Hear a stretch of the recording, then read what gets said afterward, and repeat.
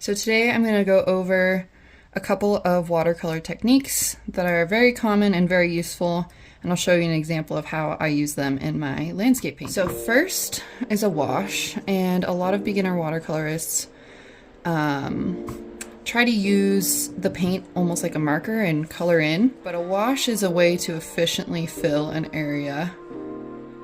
And so I'm going in with a decent amount of pigment and water, and then you can sort of pull it all around and fill a space a lot easier.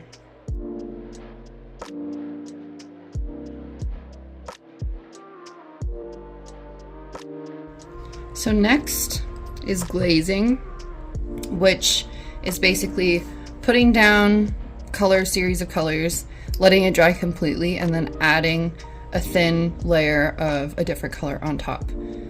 You want a decent amount of water. You don't want the pigment to be too heavily saturated.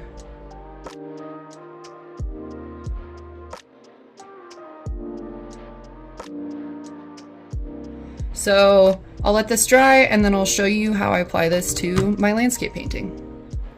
So I'll start with a wash for the sky. And I've mentioned this in previous videos, but the sky is always darker straight above your head and lighter down towards the horizon because you are looking through more atmosphere. So I like to start with really heavily pigmented water at the top. Don't mind the chunks, that's grass from when I take this painting outside. And then I clean my brush off and I just sort of drag it down and add more pigment where needed.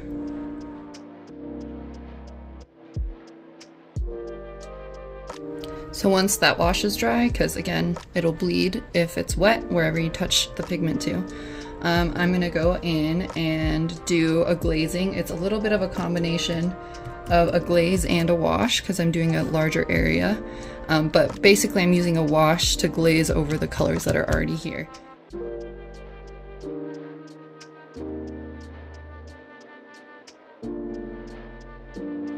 Again, the key with glazing is to make sure everything is dry in between.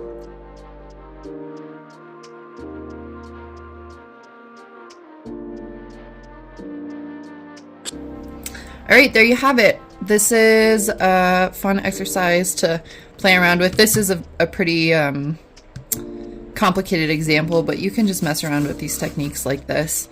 And if you're new to watercolor, it's fun to just kind of take the pressure off and play with it, and yeah, have fun with it.